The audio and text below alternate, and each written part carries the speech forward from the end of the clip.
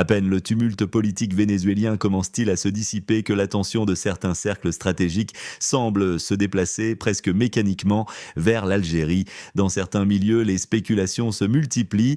Israël pousserait Washington à tester de nouveaux scénarios, allant jusqu'à évoquer des hypothèses dignes d'un film à suspense comme un rapt présidentiel ou une reproduction du modèle vénézuélien au cœur du Maghreb. Mais dès que l'on quitte le terrain de la rumeur pour celui de l'analyse sérieuse, ces projections s'effondrent d'elles-mêmes.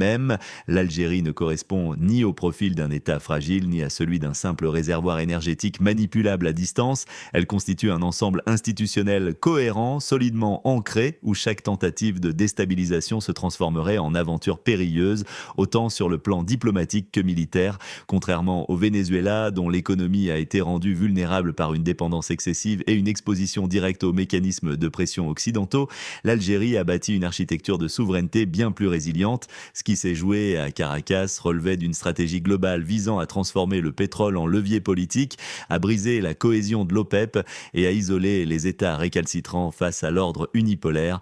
Or, en Afrique du Nord, l'Algérie occupe une position radicalement différente. Elle n'est pas ciblée pour sa faiblesse supposée, mais précisément pour la montée en puissance de son influence, notamment comme pilier de la stabilité régionale et acteur clé de la sécurité énergétique européenne. Sur le plan militaire, les données sont sans ambiguïté. Les classements internationaux, notamment ceux relayés par des centres d'analyse spécialisés comme Military Watch, situent l'Algérie parmi les puissances militaires de premier rang à l'échelle mondiale. Cette capacité ne repose pas uniquement sur des équipements sophistiqués ou des systèmes de défense aérienne capables de verrouiller l'espace national, mais sur une doctrine stratégique rigoureuse fondée sur le refus absolu de toute ingérence étrangère.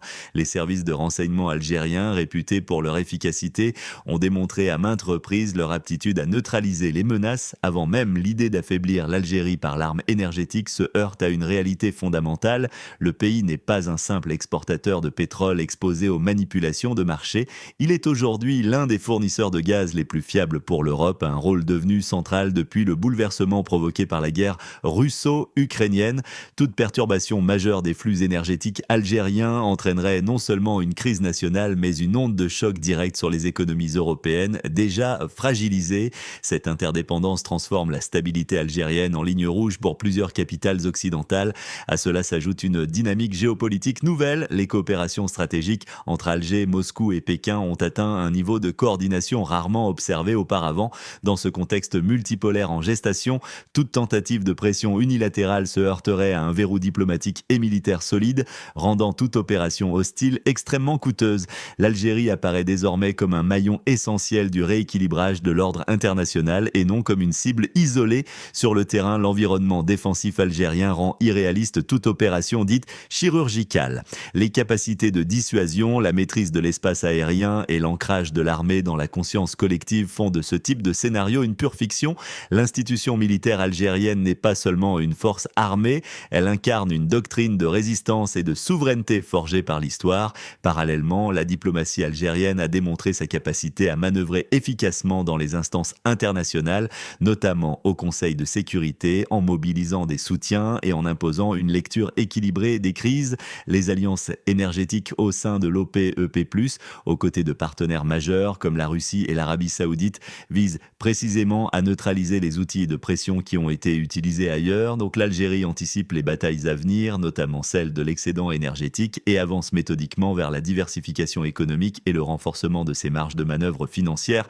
Les tentatives d'incitation contre Alger, portées par certains acteurs hostiles à sa ligne de principe, se heurtent donc à un mur de réalité.